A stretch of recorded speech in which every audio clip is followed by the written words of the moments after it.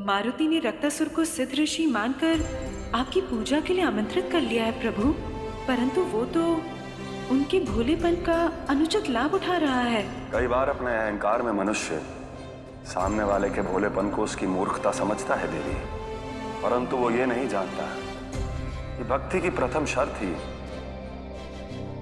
सरलता है। प्रभु, मारुति की सरल भक्ति के कारण सुमेरु पर जो भीषण संकट आया है उसका क्या? वो भक्ति ही क्या जो संकट का सामना न कर पाए। जितना भीषण संकट उतनी ही अगाध भक्ति है। अर्थात अब भक्त और भक्ति दोनों की परीक्षा है देवी। आइए महाराज, आइए।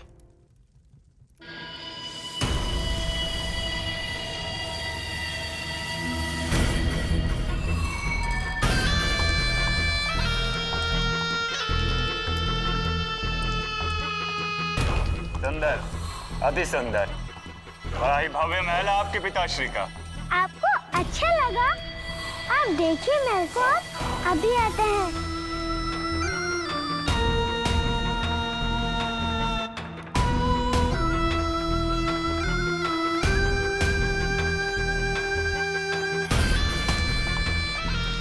इस महल को शीघ्र ही खंडहर में परिवर्तित करने से कोई नहीं रोक सकता हमें। धन संपत्ति देख रहे हो पुष्टासुर, और इतने सारे दास दासी।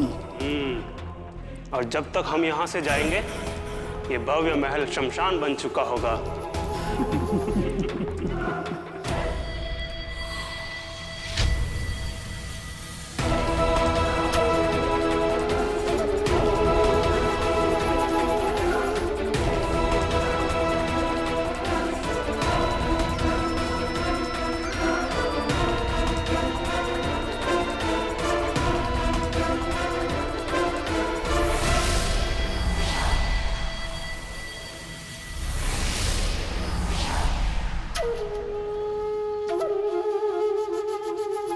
आइए माता, आइए पिताश्री। क्या हुआ मारुति?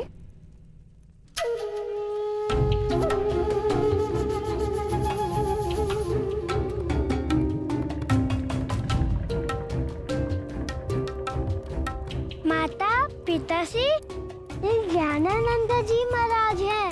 बहुत बड़े सन्यासी हैं ये। हमने इन्हें महादेव की पूजा के लिए आमंत्रित किया है। साधु महाराज, ये हमारे माता पिता हैं। सुमेरु राज केसरी का प्रणाम स्वीकार कीजिए महाराज। कृपया आसन ग्रहण करें। मारुति ने बताया कि आपने महादेव की पूजा रखवाई है और हम स्वयं महादेव के परम भक्त हैं, तो हमने सोचा क्यों न सम्मिलित हुआ जाए पूजा में। महाराज जी, हमारा सौभाग्य है कि हमें आप जैसे महापुरुष का सानिध्य प्राप्त हुआ। स्वागत है आपका और आपके शिष्यों का भी। इस पवित्र अवसर पर हम क्षमा चाहते हैं देवी, परंतु हमारी आशा के विपरीत यहाँ कुछ भी पवित्र नहीं लग रहा।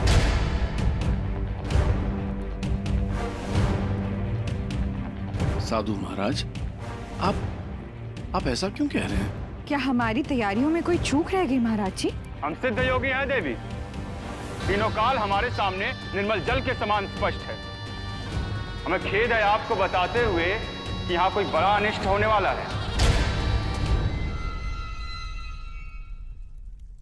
क्षमा चाहते हैं ऋषिवर, हमें हमारे आराध्य पर पूरा विश्वास है। वो कभी भी हमारा हित नहीं होने देंगे। पुत्र मारुति, बड़ों की बातचीत के मध्य में छोटों को नहीं बोलना चाहिए। बात तो बात होती है ना, उसे बड़ा छोटा क्या होता है? मारुति, महाराज जी को अपनी बात पूर्ण कर लेने दीजिए। राजन, यहाँ के वातावरण में वो पवित्रता नहीं है जो महादेव को प्रसन्न कर सके। आप सम्माननीय हैं साधु महाराज, किंतु मारुति की तरह हमें भी अपनी भक्ति पर संपूर्ण विश्वास है। कि महादेव हमारी पूजा को अवश्य स्वीकार करेंगे और किसी भी विपत्ति से हमें दूर रखेंगे। तो फिर ये क्या है?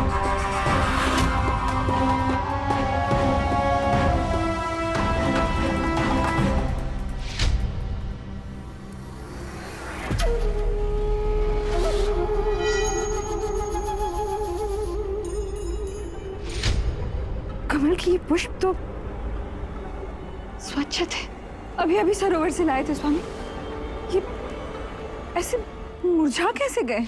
अग्नि पुराण के अनुसार स्वच्छ पुष्पों के मुरझाने का केवल एक ही कारण है कि आपके यहाँ पे गृह दोष है,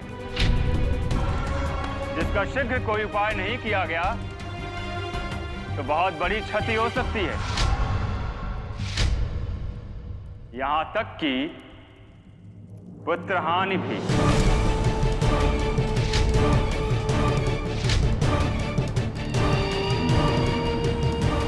और आज हमारे संकट में है। ऐसे कैसे? बहुत बलशाली है हमारा मित्र। ये साधु महाराज तो बड़ी भयानक बातें करते हैं, भयभीत ही कर दिया सबको। हे साधु महाराज, यदि प्रश्न हमारे पुत्र का है तो हम किसी भी संकेत को अनदेखा नहीं कर सकते। कृपया करके हमें उपाय बताएं। उपाय तो है ज्ञानानंद के पास, परंतु अभी संध्या होने वाली है। प्रातः काल हम रुद्राभिषेक करेंगे और आपका गृह दोष दूर हो जाएगा। दोष चाहे किसी भी प्रकार का क्यों ना हो महाराज जी, आप कृपा करके मुक्ति दिला दीजिए।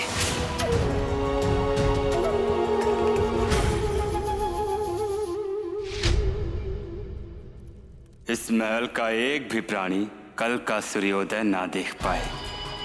जो आज्ञा स्वामी। आज रात्रि यहाँ रक्त की नदी बहेगी और कल तक आपके गले में 10 सहस्त्र उंगलियों की माला होगी।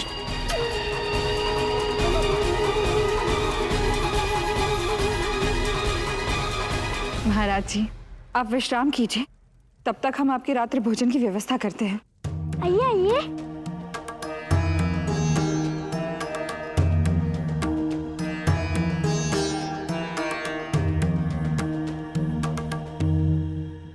वहाँ उसूर माता और पिताश्री का शयन कक्ष है और उसके बगल वाला वाचनालय।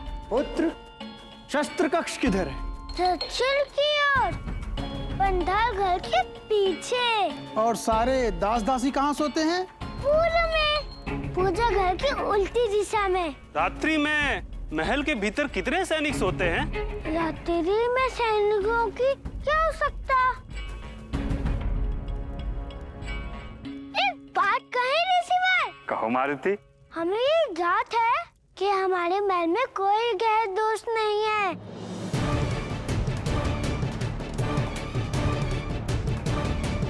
अर्थात हम मिथ्या कह रहे हैं? नहीं नहीं, ये हमारे आराध्य का चमत्कार है, ताकि आप यहाँ रुककर हमें इनसे मिलवा सके। आराध्य? कौन आराध्य? आप भूल गए? हमने आपसे वन में पूछा था ना कि आप हमारे आराध्य से मिलवा सकते हैं। हाँ अवश्य, ये तो हमारे लिए तुच्छ सा कार्य है। हाँ स्मरण है हमें।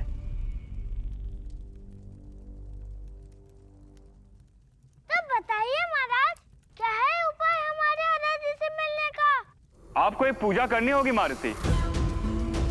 मध्य रात्रि को उठना होगा। मध्य रात्रि? परंतु कोई भी पूजा प्रातः काल होती है ना? आपके आराध्य आपके लिए विशेष है ना, तो उनकी पूजा के लिए पहर भी विशेष होना चाहिए। उचित कहा आपने, आगे बताइए। फिर आपको एक घंटी लेकर उस पे अपने आराध्य का नाम लिखना है और उसके पश्चात आपको वाटिका में जाकर वट वृक्ष की उल्टी परिक्रमा करते हुए इसमें लाल धागा बांधना होगा। और स्मरण रहे, धागा बांधते समय आपको घंटी बजाती रहनी होगी। ये करने से हम अपने आराध्य से मिल पाएंगे? ये ज्ञानानंद की सिद्धि है बालक। सूर्य पूर्व में अस्त हो सकता है, परंतु ज्ञानानंद की सिद्धि कभी विफल नहीं हो सकती। आपको अपने आराध्य के ऊपर पूर्ण विश्वास रखना होगा बालक। और स्मरण रहे, इस विशेष पूजा की चर्चा भैया आप किसी से नहीं करेंगे?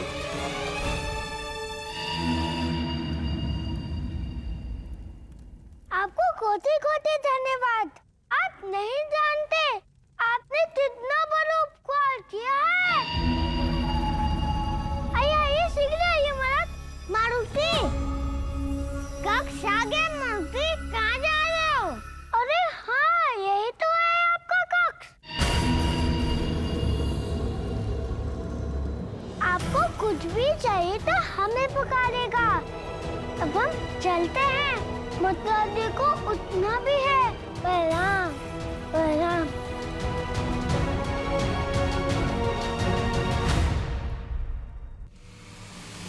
अभागा मारुति, इसकी मूर्खता ही सुमेरु के विनाश का कारण बनेगी।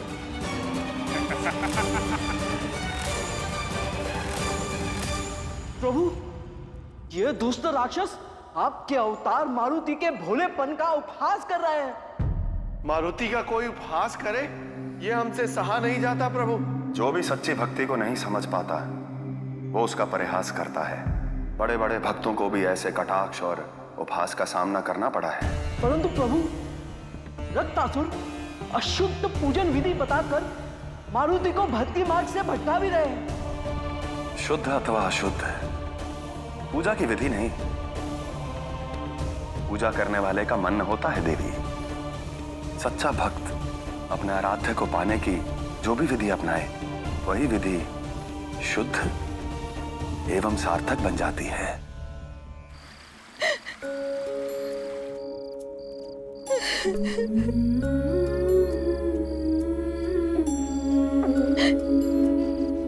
देवी,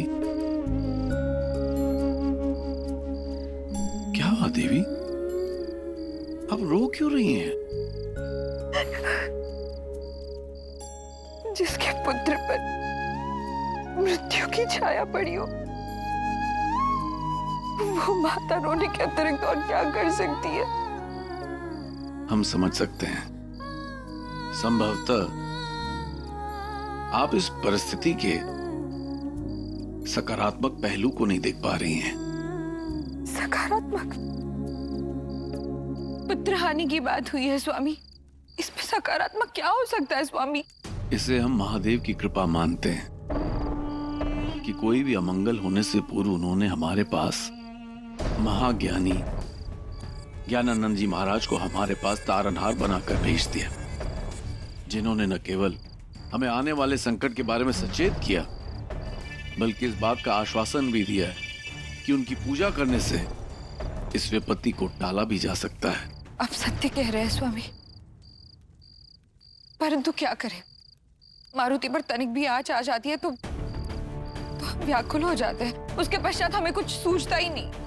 हम समझ सकते हैं, किसी भी माँ के लिए ये स्वाभाविक है। ईश्वर करे इनकी पूजा से सुमेरु और हमारे मारुति पर आया हुआ हर संकट टल जाए। अवश्य टल जाएगा,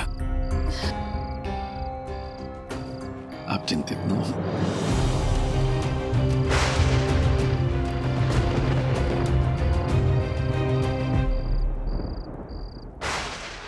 आज की रात्रि हमारे लिए यादगार होने वाली है, क्योंकि साधु महाराज के उपाय द्वारा आज हम अपने आराध्य के दर्शन पालेंगे।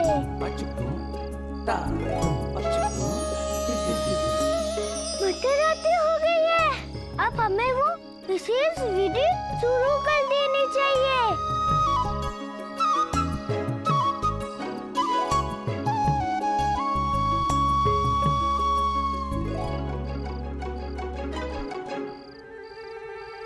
चलो अच्छा है, कोई नहीं है।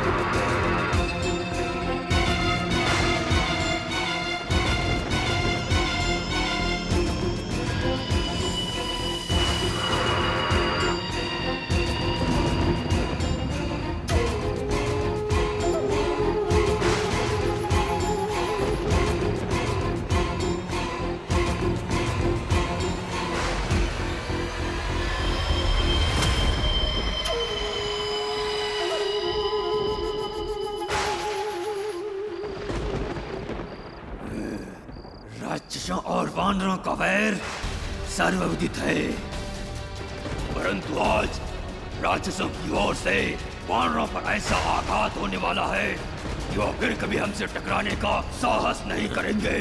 ऐसी मारकाट होनी चाहिए आज कि राक्षस कुल का गौरव के लायक तुम्हारा सेनापति रक्तासुर। ऐसा ही होगा स्वामी। राजा केसरी ने जिस महादेव की पूजा रखवाई है वो भी नहीं बचा पाएगा उसे।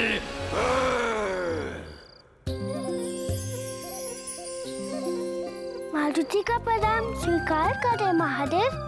आप तो हमें जानते ही हैं, आपने ही तो हमारे आराध्य का नाम दिया था। महादेव, आज भी आपकी कृपा चाहिए। क्या हम अपने आराध्य के दर्शन के लिए आपके मंदिर से घंटी उतार सकते हैं? अनुमति है प्रभु।